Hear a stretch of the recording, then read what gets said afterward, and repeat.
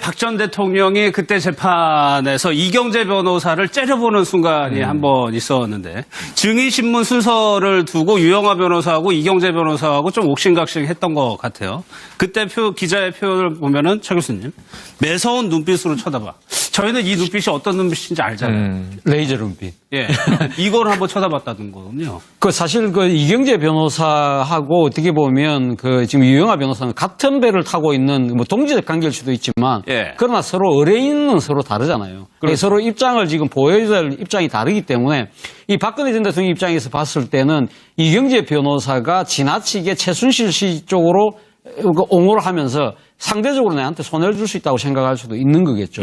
그렇기 때문에 그리고 또 앞서도 제가 말씀드렸지만 자신은 지금 자신 둘러싼 여러 가지 사건에서 이건 최순실 단독 범행이지 예. 나하고는 관계없다는 식의 입장을 갖고 있는 거 아닙니까? 그렇기 그렇죠. 때문에 자신이 조금이라도 뭔가 엮이는 듯한 식으로 흘러갈 경우에는 가만히 있을 수가 없는 거죠. 그렇기 때문에 견제의 눈길을 보낼 수밖에 없는 거죠. 앞서 근데 최순실 씨하고 박근혜 전 대통령하고 이 재판에 임하는 태도 자체가 저는 완전히 다르다고 생각합니다. 왜냐하면 앞서도 제가 말씀드렸지만 박근혜 전 대통령은 어떻게 보면 이 법리적인 해법보다는 정치적인 해법을 지금 나름대로 생각을 하고 결국은 어떤 식으로 최종 사면까지도 아마 머릿속에 그리고 있을지 모르겠지만 최순실 씨는 그렇지 않다는 거죠. 최순실 씨는 냉정하게 이 재판을 봤을 때 재판이 다 끝났다. 똑같이 유죄를 받았다. 형량도 거의 비슷하게 받았다고 하더라도 박근혜 전 대통령은 정치적으로 해법에 의해서 나갈 수 있지만 나는 그렇지 않을 거야. 나는 어차피 박근혜 전 대통령도 지금 그렇죠. 아까 이경재 변호사 째려보는 눈도 따지고 보면 나를 꼬리를 자르고 나하고 완전히 결별하려는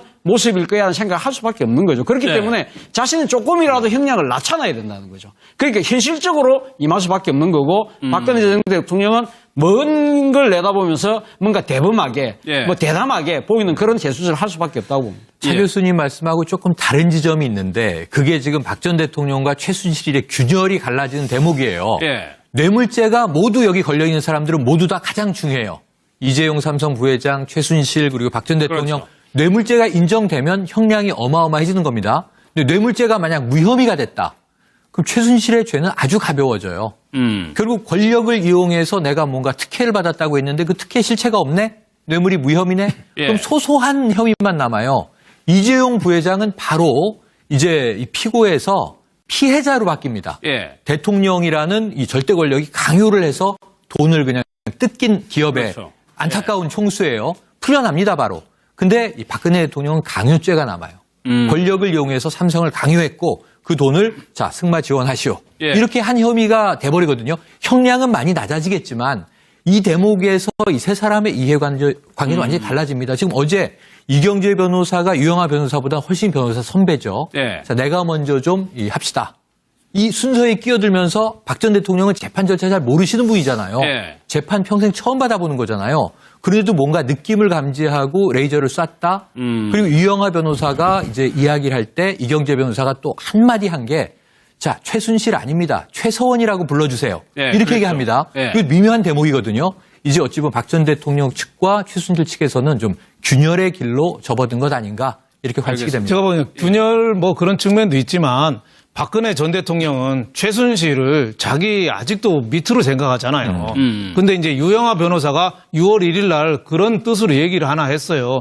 삼성 사건은 최순실이가 박근혜 전 대통령하고 아무 관련이 없다고만 확실히 해주면 박근혜 대통령도 거기에서는 자유로울 텐데 확실하게 좀 총대를 안 맨다는 식으로 얘기를 했어요. 그러니까 둘이 최순실이가 대통령으로 해서 여러 가지 박근혜 전 대통령에서 증언도 하고 많이는 하지만 양이 안 차는 거죠. 그러니까 양이 안 차니까 더 좀 몸을 굽혀서 박근혜 전 대통령한테 완전히 좀 100% 마음에 들게 해야 되는데 어느 정도는 해도 완전히 마음에 안 드는 거죠. 그러니까 계속 노려본 거 아니겠습니까? 그러니까 유영하 변호사가 그런 얘기를 할 정도니까 그게 어떻게 보면 박근혜 대통령의 심리하고 똑같은 거죠. 그러니까 유영하 변호사가 했다는 얘기가 최순실 씨가 삼성 사건 없다고 얘기하면 끝나는 거를 그러지 않아서 여기까지 하고 왔다는 얘기를 하거든요. 그렇죠. 이게 아마 유영하 변호사 입장에서는 최순실 씨가 처음에 이게 내가 전적으로 다 해서 삼성이 지원받은 거다. 이렇게 인정해버리면 대통령은 안 끌려왔을 연루가 안 텐데 되는 거죠. 아마 이게 뭔가 최순실 측한테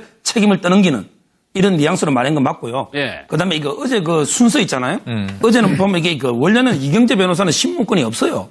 왜냐하면 이게 피고인이 출석 안 하면 변호사도 이게 피고인의 대리이기 때문에 신문권이 없거든요. 그렇죠. 그런데 네. 그 반대 신문을 이제 보장해주기 위해서 편의상으로 예를 들어 이경재 변호사가 신문한 걸 녹음해서 이걸 증거로 내면 인정해주겠다. 이래가 편의상으로 어제 한 거기 때문에 네. 당연히 유영아 변호사가 우선권이 있는데 네. 이걸 이게 먼저 막 서로 이제 먼저 하려고 하니까 째려본 거고 저는 이게 그거는 이경재 변호사가 잘못한 거죠. 원래는 본인은 권한이 없는 거예요.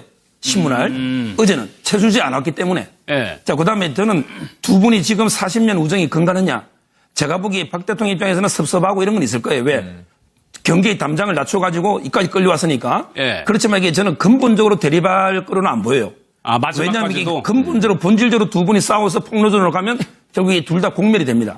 예. 그래서 이게 근본적으로는 말을 맞춰서 재단은 정말 이게 좋은 취지로 선의로 적법하게 한 거고 성마도 이게 정유라만 지원한 게 아니고 삼성에서 전체 다 예. 국가대표 6명 다 이게 적법하게 한 거고 이런 식으로 이렇게 궁극적으로 말을 맞춰서 협조 관계로 갈 거고 예. 다만 이제 그 변호사 유영아 변호사는 박 대통령의 충성심 대단하잖아요. 예. 본인이 볼 때는 이게 최순실 씨가 너무 조금만 떠나면 될 텐데 좀 약간 야속할 수는 있지만 그러나 이게 그 섭섭하다 하더라도 제가 보기엔 근본적인 대립은 없을 것이다.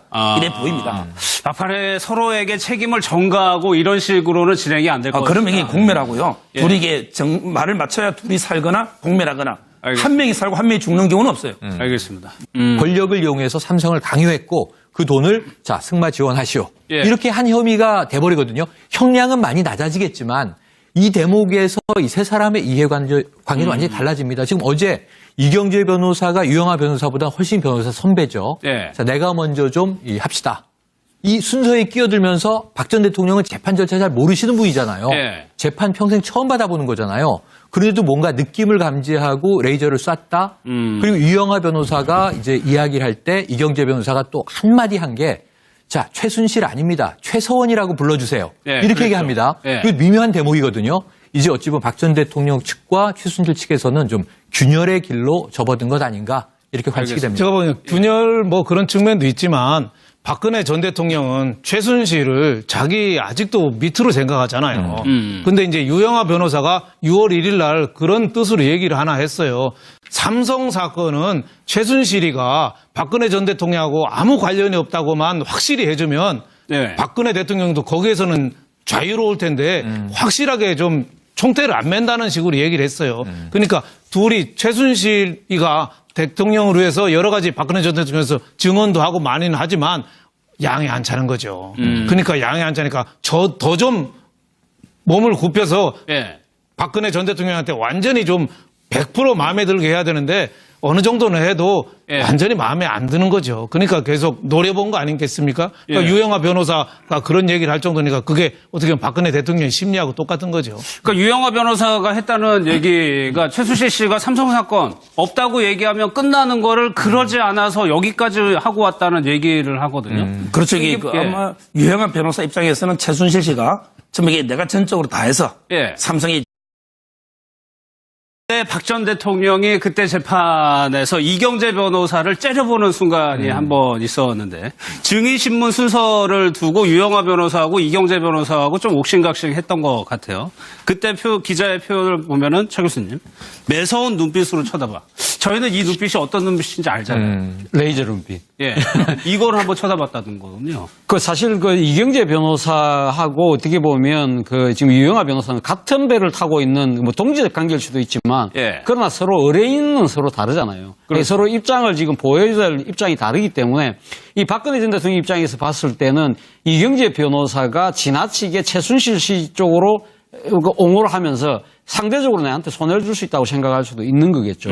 그렇기 때문에 그리고 또 앞서도 제가 말씀드렸지만 자신은 이 지금 자신 둘러싼 여러 가지 사건에서 이건 최순실 단독 범행이지 예. 나하고는 관계 없다는 식의 입장을 갖고 있는 거 아닙니까? 그렇기 그렇죠. 때문에 자신이 조금이라도 뭔가 엮이는 듯한 식으로 흘러갈 경우에는 가만히 있을 수가 없는 거죠. 그렇기 때문에 견제의 눈길을 보낼 수밖에 없는 거죠. 앞서 근데 그 최순실 씨하고 박근혜 대통령 전 대통령하고 이 재판에 임하는 태도 자체가 저는 완전히 다르다고 생각합니다. 왜냐하면 앞서도 제가 말씀드렸지만 박근혜 전 대통령은 어떻게 보면 이 법리적인 해법보다는 정치적 해법을 지금 나름대로 생각을 하고 결국은 어떤 식으로 최종 사면까지도 아마 머릿속에 그리고 있을지 모르겠지만 예. 최순실 씨는 그렇지 않다는 거죠. 최순실 씨는 냉정하게 이 재판을 봤을 때 재판이 다 끝났다. 똑같이 유죄를 받았다. 형량도 거의 비슷하게 받았다고 하더라도 박근혜 전 대통령은 정치적으로 해법에 의해서 나갈 수 있지만 예. 나는 그렇지 않을 거야. 나는 어차피 박근혜 전 대통령도 지금 그렇죠. 아까 이경재 변호사 째려보는 눈도 따지고 보면 나를 꼬리를 자르고 나하고 완전히 결별하려는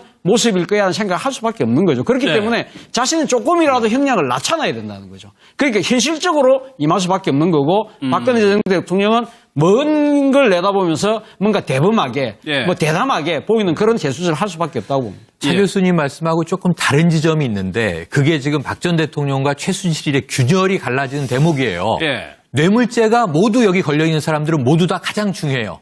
이재용 삼성 부회장, 최순실 그리고 박 전 대통령 그렇죠. 뇌물죄가 인정되면 형량이 어마어마해지는 겁니다. 근데 뇌물죄가 만약 무혐의가 됐다. 그럼 최순실의 죄는 아주 가벼워져요. 결국 권력을 이용해서 내가 뭔가 특혜를 받았다고 했는데 그 특혜 실체가 없네? 뇌물이 무혐의네? 예. 그럼 소소한 혐의만 남아요. 이재용 부회장은 바로 이제 이 피고에서 피해자로 바뀝니다. 예. 대통령이라는 이 절대 권력이 강요를 해서 돈을 그냥 뜯긴 기업의 그렇죠. 안타까운 총수예요. 풀려납니다, 바로. 근데 이 박근혜 대통령은 강요죄가 남아요.